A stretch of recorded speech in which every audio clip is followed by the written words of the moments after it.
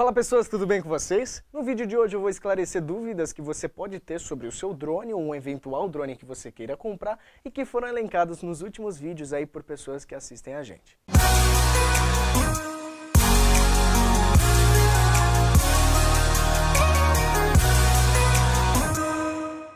Exatamente, pessoas. Hoje é dia de tirar dúvidas e a primeira pergunta é do Douglas Rodrigues. Ele perguntou a seguinte coisa: legal o seu canal, estou querendo comprar esse drone Phantom 3. Poderia me informar sobre a distância máxima do aparelho quando está em voo do controle remoto? Em média na cidade você vai chegar aí a de 250 a 400 metros e no campo você vai chegar de 500 a 700 trabalhando com a linguagem de antenas originais. Porém, quando você faz modificação de antena, põe boost, põe defletor, isso pode aumentar, já eu falo sobre isso. A próxima pergunta é do Wesley Brito. Ele perguntou o seguinte: acha que hoje ainda valeria a pena comprar um Phantom 3 Standard ou um DJI Spark?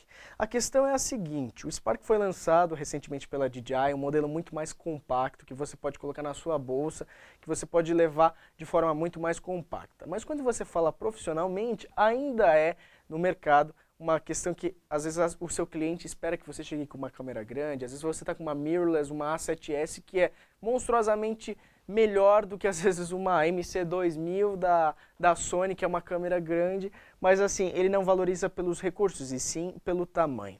Então, pensando por esse lado no mundo dos drones, pensa assim: se você tem um Phantom 3, ele é muito mais robusto. Então ele acaba impressionando nesse quesito muito mais profissionalmente. A segunda questão que você tem é quanto à autonomia de bateria. Naturalmente, por ele ser um pouco maior, ele tende a ter uma bateria que dura mais, de 20 a 25 minutos ali.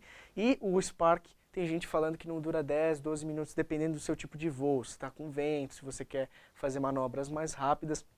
Enfim, ele é muito mais para um uso recreativo de uma pessoa que não usa isso profissionalmente do que para um uso profissional. Bom, a próxima pergunta é do Jaime Vasconcelos. Ele perguntou o seguinte: gostaria de saber se o Phantom 3 Standard é um bom drone para voos recreativos e também saber qual é a distância com o FPV que ele alcança na cidade, ou seja, o preview que ele tem na cidade. Lembrando que o sinal que ele trabalha do controle do rádio é diferente do sinal que ele trabalha de transmissão de imagem que chega até ele, né? Então assim, na cidade, cara, com uns 250, 300 metros eu começo a perder sinal de imagem. Lembrando que às vezes, dependendo se você vai na vertical, na diagonal, na horizontal, isso pode alterar. Eu já cheguei a fazer voos em lugares abertos, que eu chegava ali a 200 metros e de distância e estava perfeitamente. Às vezes numa Avenida Paulista, com interferência e tudo mais, 50 metros já estava falhando o sinal de imagem. Então isso varia muito de acordo com o caso e local que você está. A próxima pergunta é do Márcio Goiás Navarro. Ele perguntou o seguinte: é seguro deixar a bateria conectada ao drone, ou seja, acoplada em nível de 50% ou abaixo, e guardá-lo por longos períodos? Não causa nenhum problema? Olha, Márcio, existe um dispositivo da DJI que ele descarrega sozinho. Se você carrega após 3 semanas, 2 semanas, você vê que ele começa a perder essa carga. Sinceramente, eu nunca vi essa carga ser perdida até chegar a zero. Ela perde assim, por exemplo, esse drone foi guardado com 60%, agora ele está em 35%. Ele perdeu um pouco da bateria que estava. Então assim, ele tem essa descarga automática, mas o ideal é sempre você trabalhar carregando ele completamente e gastando ali até abaixo dos 20%. Entre os 10 e o 20 seria com uma vida útil da bateria, vai trabalhar melhor ali, vai lidar melhor, tá bom? O Gleidson César, ele perguntou o seguinte: ô mano, se eu calibrar ele na minha casa e fazer um voo com ele em outro lugar, caso ele perca o sinal do rádio, ele vai voltar para onde ele fez a calibragem ou ele vai voltar para o lugar que eu estava? Essa pergunta é bem interessante porque ele sempre pega o home point, ou seja, o local de saída dele, de ignição. Então, se você, por exemplo, fez a calibragem aqui em São Paulo, aí você foi viajar para o interior, para a Americana, por exemplo, no interior, ele não vai pegar a localização de calibragem de São Paulo e vai retornar para São Paulo. Isso não teria sentido, era muito fácil de você dar um fly away aí no seu drone e você acabar perdendo ele. Então, eles criaram essa metodologia de quando você... Eles criaram essa metodologia de quando você dá ignição ali, mesmo que você não fez a calibragem naquele local, ele já estabelece o home point e ele vai retornar para esse home point caso perca o sinal. O Admar Júnior perguntou a seguinte coisa: quais celulares ou tablets mais indicados para se trabalhar com o DJI Phantom 3 Standard? Não existe um celular adequado, existe um celular que tem a capacidade de reproduzir o aplicativo e não trave.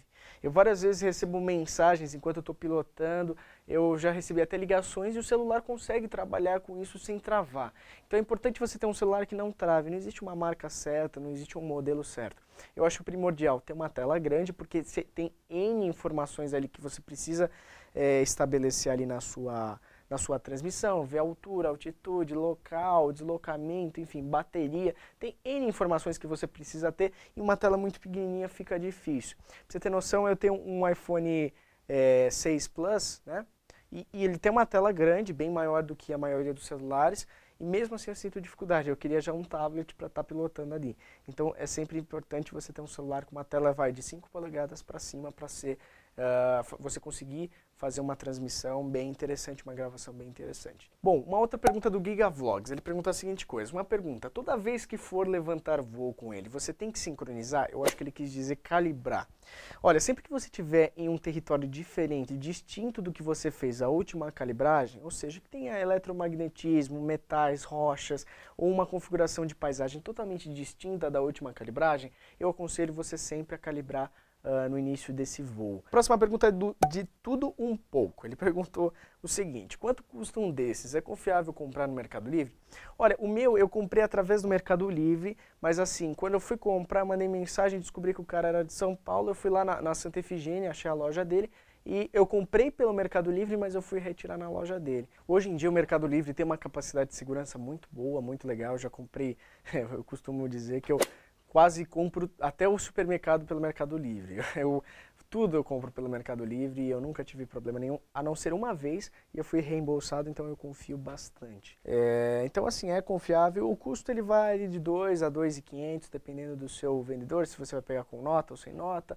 E aí, lógico, que vai aprimorando quando você vai pondo os opcionais, mais de uma bateria. É importante você ter pelo menos de 2 a 3, então cada bateria é uns 500, 600 reais. Depende do que você vai colocando de opcional, vai aumentando ali o seu orçamento, tá bom? E mais uma pergunta do meio ambiente. Ele perguntou o seguinte: ela precisa do celular estar conectado à internet para funcionar, ou o drone já cria a própria rede Wi-Fi e o celular se conecta a ela?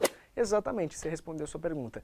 Ele cria a redezinha Wi-Fi ali como uma GoPro, como um dispositivo Wi-Fi, você conecta ele, ele fica atrelado ao rádio, ao seu celular, e aí você não precisa de internet, de sinal, de nada. Isso vai criar uma comunicação via satélite do drone com o seu celular e com o rádio ali, ele faz esse triângulo e você consegue gravar suas imagens mesmo em lugares sem acesso e sem sinal.